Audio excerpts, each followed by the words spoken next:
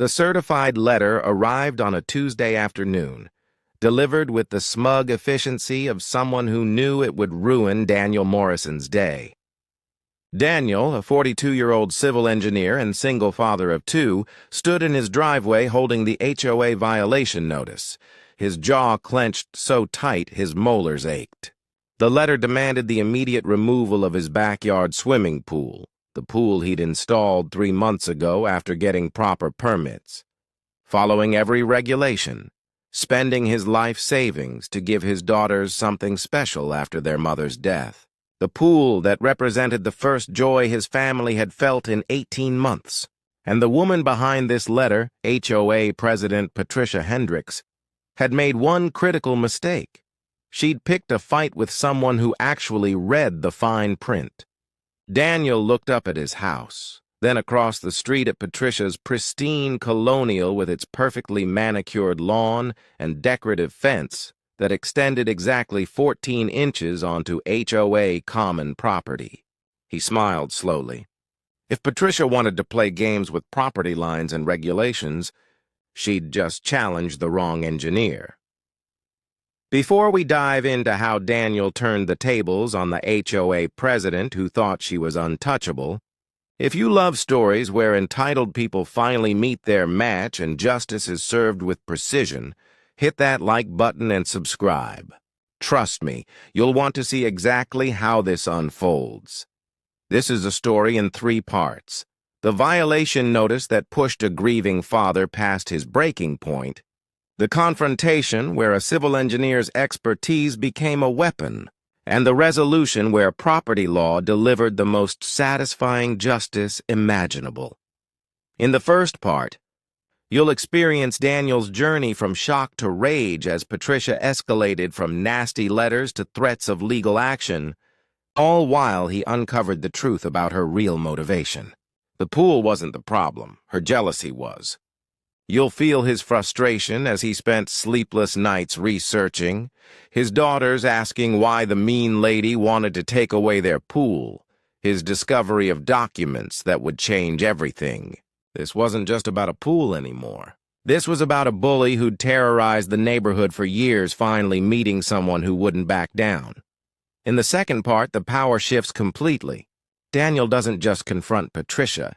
He dismantles her authority piece by piece in front of the entire HOA board. You'll witness the moment her confident smirk disappears, replaced by growing panic as Daniel reveals exactly how many violations she herself has committed. The identity of his secret ally will shock you. The ultimatum he presents will make you cheer. And Patricia's reaction when she realizes she's been outmaneuvered by someone who's been 3 steps ahead the entire time is absolutely priceless. In the third part, justice arrives with the precision of a surgical strike. The fence comes down, but that's just the beginning. Patricia faces consequences she never saw coming, delivered by people she thought she controlled. The twist involving the original HOA bylaws will blow your mind. And when Daniel's daughters finally get to swim in peace, you'll understand why some battles are worth fighting. Here's exactly how it happened. Daniel Morrison had moved into Greenwood Estates 4 years ago when his wife Emma was still alive. Back then, the HOA had seemed reasonable. A $200 quarterly fee, basic rules about lawn maintenance and exterior paint colors, nothing oppressive. Patricia Hendricks had been vice president then, pleasant enough at neighborhood barbecues, quick with a wave and a smile. But after her election to president 2 years ago, something had shifted. The woman who'd once brought cookies to new neighbors had transformed into someone who measured grass height with a ruler and sent violation notices for trash cans visible from the street after 7 a.m. on non-collection days. Daniel had mostly avoided her radar. He kept his lawn trimmed, his house maintained, his daughters quiet. He was the widower down the street, the guy people felt sorry for, the one neighbors brought casseroles to for months after Emma's car accident. He worked long hours at Morrison Engineering, came home to microwave dinners and homework help, and tried to keep his head above water while grief threatened to drown him daily. His daughters, Mia, who was 10, and Sophie, who was 8, had stopped laughing. They'd stopped playing. They moved through the house like ghosts, and Daniel felt helpless watching them fade. The pool had been Emma's idea originally, discussed on lazy Sunday mornings when they'd planned their future. After she died, Daniel had shelved the dream along with everything else that hurt too much to think about. But last spring, watching his daughter sit silently on the couch while other kids played outside, something in him had snapped. They needed this. He needed this. He needed to give them back some piece of childhood, some reason to smile again. He'd done everything right. Hired a surveyor to mark property lines, pulled permits from the county, submitted detailed plans to the HOA Architectural Review Committee 2 months in advance. The bylaws required 30 days for approval, and when he'd received no response after 45, the rules stated automatic approval. He'd even consulted with neighbors, gotten written statements that they had no objections. The pool company had broken ground in June, and by July, his daughters were swimming every evening, their laughter echoing through the backyard like music he thought he'd never hear again. For 3 glorious months, life had felt almost normal. Daniel would come home from work to find the girls in the pool, their grief temporarily forgotten in chlorinated water and Marco Polo games. Neighbors stopped by to chat over the fence, complimenting the tasteful design. Even Patricia had walked past several times, her expression unreadable behind designer sunglasses, saying nothing. Then came the letter. Notice of violation, it began in bold red text. The structure erected at 847 Maple Drive constitutes an unapproved addition requiring immediate removal. Failure to comply within 30 days will result in daily fines of $100 and potential legal action. It was signed by Patricia Hendricks, HOA president, with a signature that looked like it had been executed with particular vigor. Daniel had read it 3 times, certain there was some mistake. He'd called the HOA Architectural Committee. No answer. He'd emailed Patricia directly, attaching his permit applications and the automatic approval documentation. Her response arrived within an hour. The committee never approved your pool. All previous correspondence is under review. The violation stands. Remove the structure or face consequences. That first night, Daniel had lain awake until 3 a.m., his engineer's mind racing through possibilities. Something wasn't right. He'd followed procedure exactly. The next day, he'd visited the county permit office and requested copies of all his HOA submissions. The clerk, a middle-aged woman named Ruth, who'd processed his permits, had given him a strange look. "You know what's weird?" she'd said. "Your application sat in the approved pile for the full 30 days. Nobody from your HOA even came to look at it until day 43, after it was automatically approved. Then that Hendricks woman showed up, demanded to see it, got really upset when I told her it was already approved by default.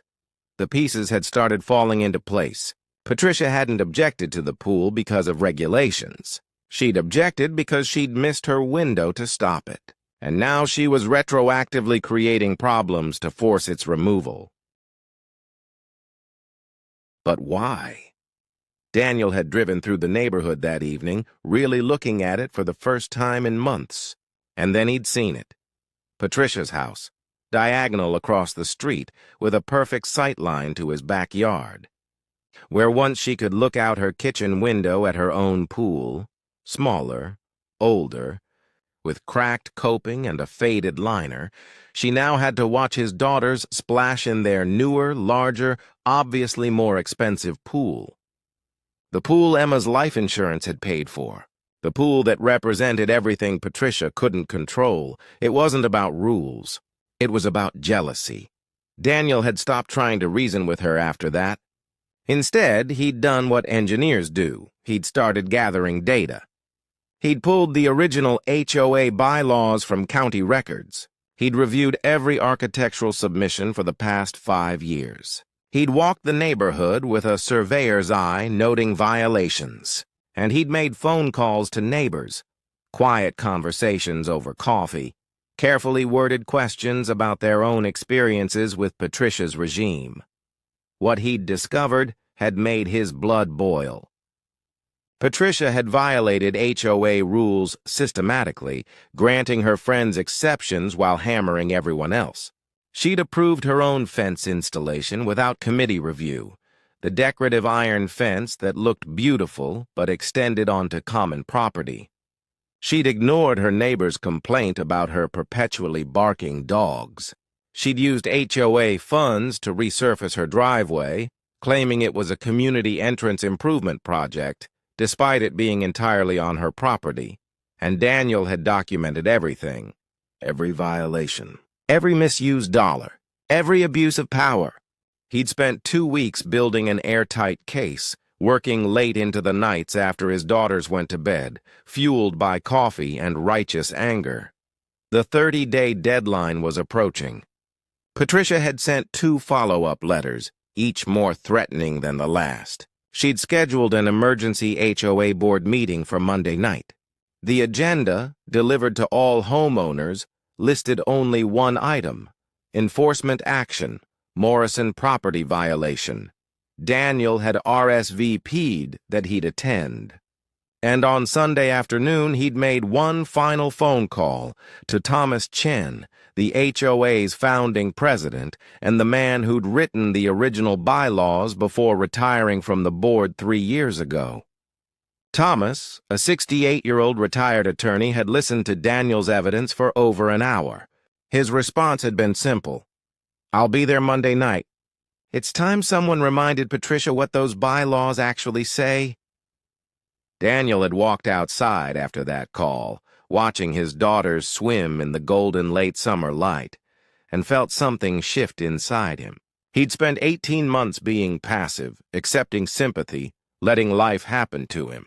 But Emma wouldn't have wanted that. She'd have fought for their daughters. She'd have stood up to bullies. And if Patricia Hendricks wanted a war over property lines and regulations, she was about to learn that grief had made Daniel Morrison anything but weak. He pulled out his phone and texted his surveyor. "Need you to stake some property lines Monday morning. Specifically the common property boundary on Maple Drive, and bring your camera." The response came back immediately. "Already on my calendar. This is going to be good." Monday evening arrived with the oppressive heat of late August hanging over Greenwood Estates. The HOA meeting was scheduled for 7 o'clock in the community clubhouse, a modest building near the neighborhood entrance that hosted everything from book clubs to yoga classes. Daniel arrived at 6:55, his daughters safely at their grandmother's house, a leather portfolio under his arm containing 3 months of research. The parking lot was unusually full. Word had spread that something significant was happening, and neighbors who'd never attended an HOA meeting in their lives had shown up to watch. Patricia was already seated at the head table, flanked by the other 4 board members: Treasurer Mark Stevens, Secretary Jennifer Walsh, and members-at-large Robert Kim and Susan Martinez. She wore a crisp white blazer and an expression of absolute confidence, the look of someone who'd already decided the outcome. She didn't even glance at Daniel as he took a seat in the front row. At exactly 7 o'clock, Patricia gavelled the meeting to order with unnecessary force. "We have one item on tonight's agenda," she announced, her voice carrying that particular tone of authority that people use when they want everyone to know they're in charge. "Mr. Morrison has constructed an unauthorized pool in violation of HOA covenants. Despite multiple notices, he has refused to remove it. The board will now vote on initiating legal action to compel removal and assess accumulated fines."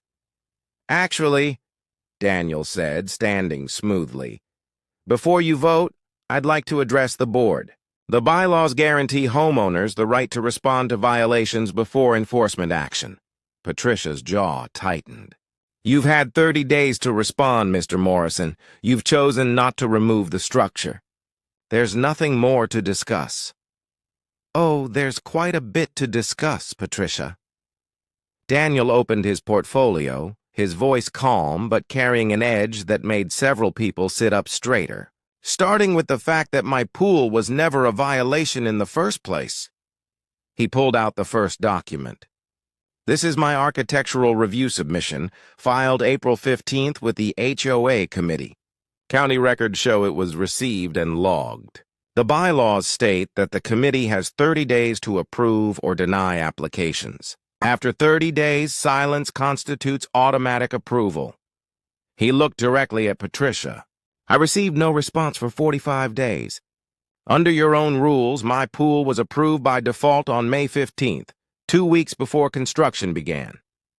The committee never saw that application, Patricia said, but her voice had lost some of its certainty. Then the committee failed in its duties. Which isn't my problem. Daniel pulled out another document. But here's where it gets interesting. The committee did see it. Secretary Walsh, you signed for the receipt of my application, didn't you? Jennifer Walsh, a nervous woman in her 50s, went pale. I gave all applications to Patricia for review. She's the president. She handles— That's not committee procedure, Daniel interrupted. The committee is supposed to review applications collectively. But Patricia, you sat on my application deliberately, didn't you? Hoping I'd start construction so you could claim it was unauthorized. This is absurd, Patricia snapped. You're wasting everyone's time with conspiracy theories, am I? Daniel's voice went cold. County Clerk Ruth Davies will testify that you came to review my application on May 28th, 13 days after automatic approval, and, quote, got really upset when you learned it was already approved. You then returned to this board and claimed it was never approved at all. The room had gone completely silent. Patricia's face had flushed deep red. That's hearsay. It's a sworn statement. Daniel placed the document on the table in front of her. Signed and notarized. Would you like to continue claiming my pool is a violation, or should we discuss the actual violations happening in this neighborhood? What are you talking about? Patricia's voice had gone shrill.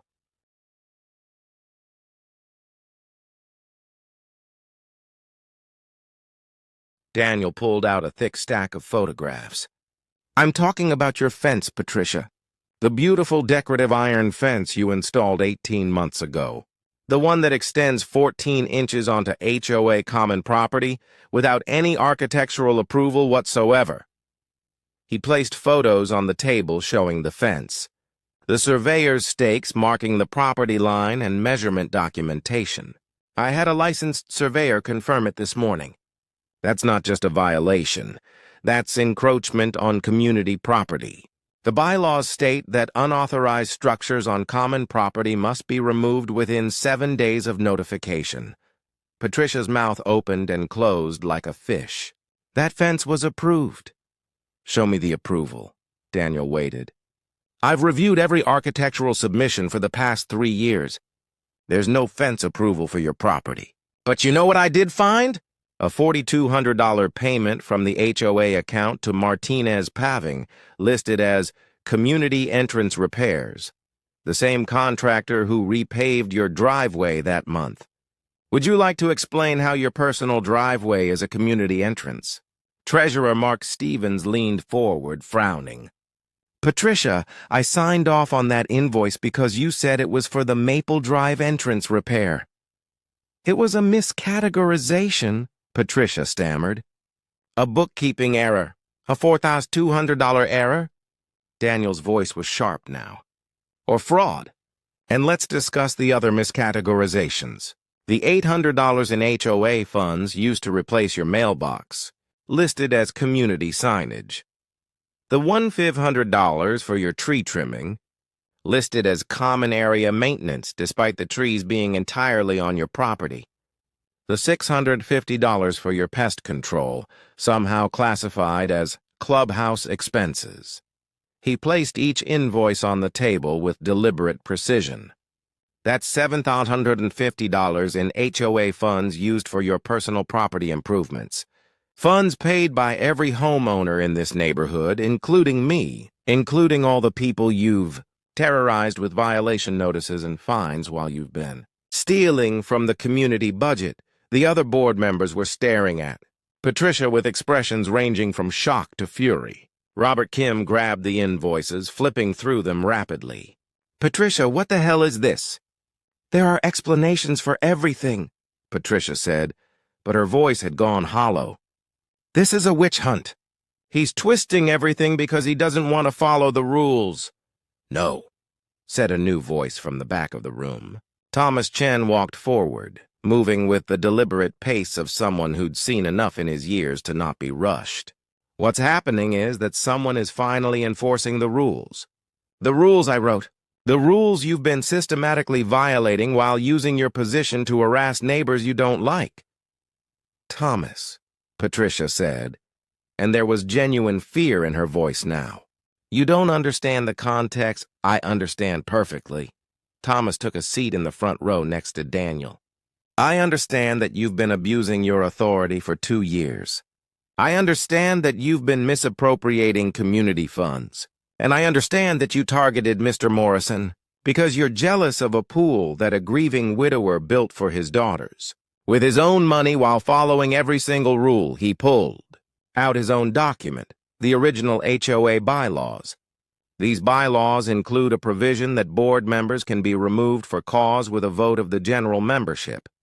Misuse of funds, harassment of homeowners, and violation of architectural rules all constitute cause. Mr. Morrison, I believe you have a petition?" Daniel pulled out his final document. "Signed by 78% of the homeowners in this neighborhood, all calling for Patricia Hendricks's immediate removal from the board and a full audit of HOA finances." He placed it on the table, watching Patricia's face crumble as she saw page after page of signatures. Her neighbors, people she'd thought were intimidated into submission, all signing their names to end her reign. "You have 2 choices, Patricia," Daniel said quietly. "Option 1, we vote on this petition tonight, remove you from the board, and I file a formal complaint with the county about your financial misconduct. That becomes public record. Your name gets associated with fraud, and I pursue full legal action for the harassment and emotional distress you've caused my family during the worst period of our lives." He paused, letting that sink in. Option 2, you resign from the board effective immediately, you repay every cent of misappropriated HOA funds within 30 days, and you remove your fence from common property within 7 days. In exchange, I don't pursue legal action, and this stays within the neighborhood. "That's extortion," Patricia whispered. "That's consequences," Daniel corrected. "You spent 3 months trying to force me to remove a legally approved pool. You sent threatening letters to a widower and his traumatized children. You abused your power and stole community money. And you did it all because you couldn't stand seeing someone have something nice that you couldn't control." His voice dropped lower. "I'm offering you a way out that lets you keep your dignity. But if you fight me on this, I promise you, I will use every bit of knowledge I have about property law, county regulations, and civil engineering to make your life a living hell. I will document every blade of grass over regulation height. I will measure every exterior modification. I will request audits of every financial transaction. And I will make sure everyone in this neighborhood, in this county, knows exactly what kind of person you really are." The silence in the room was absolute. Patricia looked at the other board members, but found no support in their faces, only anger and betrayal. She looked at Thomas, but he simply stared back with the cold disappointment of someone watching their creation being corrupted. She looked at the petition, at all those signatures, at her neighbors packed into the room watching her with expressions ranging from satisfaction to pity. She started, then stopped. When she spoke again, her voice was barely audible. "I'll resign." "And the fence?" Daniel pressed. "I'll remove it." "And the funds?" "I'll repay them." Patricia stood on shaky legs, gathering her papers with trembling hands. "I'll have my resignation letter to the board by tomorrow." She looked at Daniel one last time, and he saw something broken in her eyes, the collapse of someone who'd defined themselves by power and control, now facing the reality of their own cruelty. She walked out of the clubhouse without another word. Several people in the room started clapping. Daniel didn't join them. There was no triumph in this, just exhaustion and relief. Thomas Chen stood and offered his hand. "Thank you for doing what needed to be done. Would you consider joining the board? We could use someone who actually understands the rules." Daniel shook his head. "I just want to go home and watch my daughter swim." 2 days later, a fence removal company arrived at Patricia's house at 7 in the morning. Daniel happened to be getting his mail when the work started, watched by several neighbors who'd mysteriously found reasons to be in their front yards. The decorative iron fence came down section by section, revealing the common property it had encroached upon, a strip of grass that would be reseeded and returned to community use. Patricia stood in her garage, watching the dismantling with her arms crossed and her face expressionless. When she caught Daniel's eye, neither of them acknowledged the other. The fence was loaded onto a truck and hauled away by noon. The check for $7,150 arrived in the HOA's mailbox 4 days later, along with a formal resignation letter that cited personal reasons without elaborating. Jennifer Walsh was elected interim president, and at the emergency board meeting that followed, Daniel's pool was officially, formally, and unanimously approved with apologies for the distress the violation notice had caused. But the real resolution came 3 weeks later. On a Saturday evening in mid-September, when the heat had finally broken and autumn was, his neighbor Jim walked over with his own beer, settling into the chair beside Daniel. "You hear Patricia listed her house?" he said. "Moving to Florida, apparently. Her daughter lives there." "I heard," Daniel said quietly. "Some people are saying you ran her out of the neighborhood. Some people don't know what they're talking about." Daniel took a sip of his beer. "She ran herself out by forgetting that rules apply to everyone, including the person enforcing them." Jim nodded slowly. "That fence removal was something to see. Surveyor told me it's been encroaching on common property since the day it was installed. Said you were the first person to actually check the property lines. Because I'm an engineer. It's what I do." Daniel watched Mia execute a perfect cannonball, splashing water over the pool's edge. "I measure things. I verify claims. I don't just accept what people tell me. You know what I think?" Jim said. "I think Emma would be proud of you. Standing up like that, fighting for your girls. That took guts." Daniel's throat tightened unexpectedly. Emma would have handled Patricia in one conversation. She was better at confrontation than I am. I just got mad enough to finally learn. They sat in comfortable silence as the sun dipped lower, painting the sky in shades of orange and pink. Sophie called out, "Dad, watch this!" before attempting a handstand underwater. Daniel watched, genuinely smiled, and felt something settle in his chest. Not happiness exactly, but the possibility of it. The promise that maybe, eventually, they'd all be okay.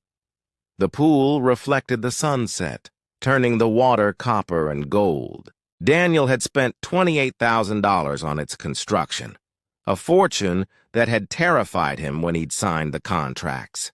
But watching his daughters reclaim pieces of their childhood in that water, hearing them laugh again, seeing them make friends and create memories, there was no price tag adequate for that. And knowing that he'd fought for it, that he'd refused to be bullied or intimidated, that he'd taught his daughters by example that standing up for yourself matters even when it's hard, that was worth even more. Patricia Hendricks had tried to take this from them. She'd wielded rules like weapons, drunk on the small power of an HOA presidency, forgetting that power without wisdom is just cruelty. She'd learned the hard way that every regulation she'd used as a cudgel could be turned around, that the fine print cuts both ways, and that underestimating a civil engineer's attention to detail was a mistake she'd never make again.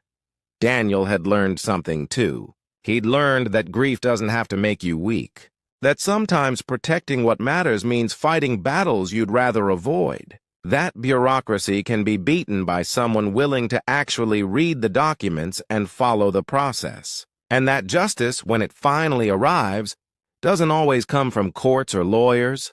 Sometimes it comes from a surveyor's stakes marking a fence 14 inches over the line, and a community finally fed up with being pushed around.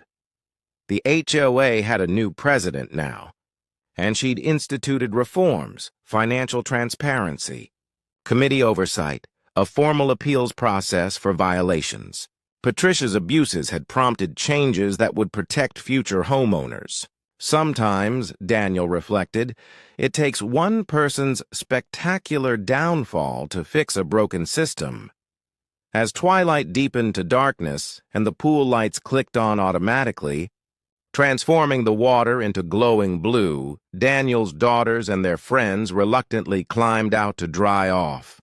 Mia wrapped herself in a towel and padded over to hug him, still dripping. "This was the best day, Dad," she said simply. Sophie followed, and Daniel found himself surrounded by wet children and the chlorine smell of summer, overwhelmed by the fierce love that had driven him to fight in the first place. "Yeah," he said softly, kissing the top of Mia's head. "It was." Jim stood to leave, pausing at the deck stairs. "You know what the best part of this whole thing is? That fence removal crew? They're coming back next week. Apparently, 6 other homeowners suddenly discovered they want their property lines surveyed and documented. Patricia's not the only one who's been playing fast and loose with common property. You started something, Dan. This neighborhood's going to be different now."